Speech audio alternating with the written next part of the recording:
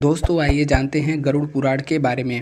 मत्स्य अवतार भगवान विष्णु के प्रथम अवतार है। मछली के रूप में अवतार लेकर भगवान विष्णु ने एक ऋषि को सब प्रकार के जीव जंतु एकत्रित करने के लिए कहा और पृथ्वी जब जल में डूब रही थी तब मत्स्य अवतार में भगवान ने उस ऋषि की नाव की रक्षा की। इसके पश्चात ब्रह्मा ने पुनः जीवन का निर्माण किया। एक दूसरी मान्यता के अनुसार एक राक्षस ने जब वेदों को चुराकर सागर की अथाह गहराई में छुपा दिया, भगवान विष्णु ने मत्स्य रूप धारण करके वेदों को प्राप्त किया और उन्हें पुनः स्थापित किया। एक बार ब्रह्मा जी असावधानी के कारण एक बड़े दैत्य ने वेदों को चुरा लिया। दैत्य का नाम हयग्रीव था।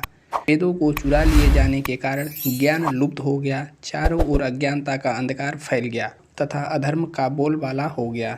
तब भगवान विष्णु ने धर्म की रक्षा के लिए मत्स्य रूप धारण करके हयग्रीव का वध कर दिया और वेदों की रक्षा की। मत्स्य का रूप किस प्रकार धारण किया, इसकी विस्मयकारिणी कथा इस प्रकार है। कल्पांत के पूर्व एक पुण्यात्मा राजा तप कर रहा था। राजा का नाम सत्यव्रत था।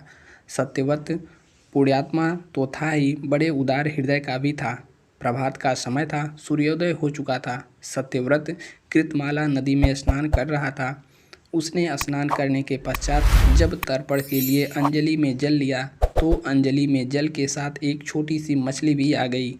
सत्यव्रत ने मछली को नदी में छोड़ दिया। मछली बोली, राजन, जल के बड़े बड़े जीव छोटे छोटे जीवों को मारकर खा जाते हैं। अवश्य कोई बड़ा जीव मुझे भी मारकर खा जाएगा। कृपा करके मेरे प्राणों की रक्षा कीजिए। सत्यव्रत ने मछली की रक्षा के लिए उसके मन में दया उत्पन्न हो उठी। उसने मछली को जल से भरे हुए अपने कमंडल में डाल लिया। तभी एक आश्चर्यजनक घटना घटी। एक रात में मछली का शरीर इतना बड़ा हो गया कि कमंडल उसके रहने के लिए छोटा पड़ने लगा। दूसरे दिन मछली सत्यव्रत से बोली, राजन, मेरे रहने के लिए कोई दूसरा स्थान ढूंढिए क्योंकि मेरा शरीर बढ़ गया है। मुझे घूमने फिरने में बड़ा कष्ट होता है। सत्यव्रत ने मछली की कमंडल से निकालकर पानी से भरे हुए एक मटके में रख दिया। यहाँ भी मछली का शरीर रात भर में ही मटके में इतना बढ़ गया कि मटका भी उसके रहने के लिए छोटा पड़ गया।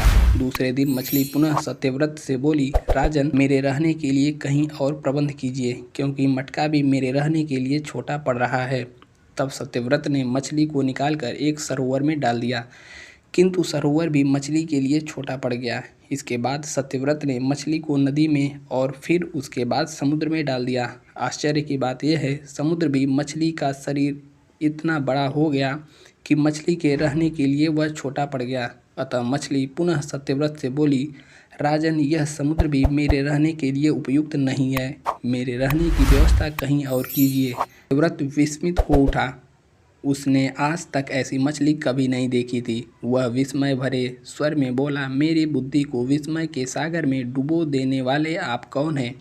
मत्स्य रूपधारी श्रीहरि ने उत्तर दिया, राजन, हयग्रीव नामक दैत्य ने वेदों को चुरा लिया है। जगत में चारों ओर अज्ञान और अधर्म का अंधकार फैला हुआ है।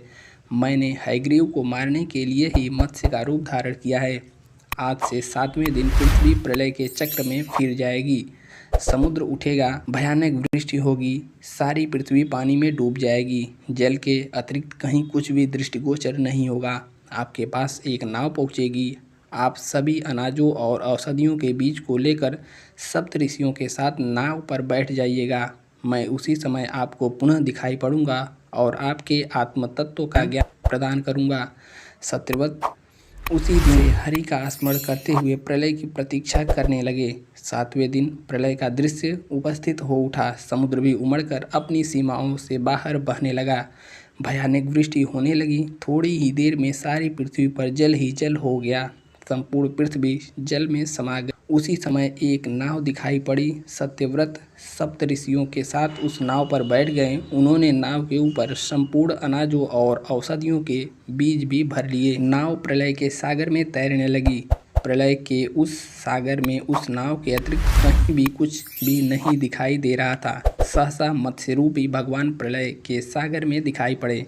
सत्यव्रत और सप्तऋषि गण मत्स्य रूपी भगवान की प्रार्थना करने लगे। भगवान से आत्मज्ञान पाकर सत्यव्रत का जीवन धन्य हो उठा। वे जीते ही जीवन मुक्त हो गए। प्रलय का प्रकोप शांत होने पर मत्स्य रूपी भगवान ने हयग्रीव को मारकर उससे वेद छीन लिए। भगवान ने ब्रह्मा जी को पुनः वेद दे दिए। इस प्रकार भगवान ने मत्स्य रूप धारण कर का उद्धार तो किया ही, साथ ही संसार के प्राणियों का भी अमित कल्याण किया। गरुड़ पुराण के बारे में जानकर कैसा लगा? क्या इसे आप पहले भी जानते थे? नहीं तो चैनल को सब्सक्राइब जरूर करें और ऐसे ही वीडियो के लिए लाइक भी जरूर करें। मिलते हैं नेक्स्ट वीडियो में, तब तक के लिए जय हिंद।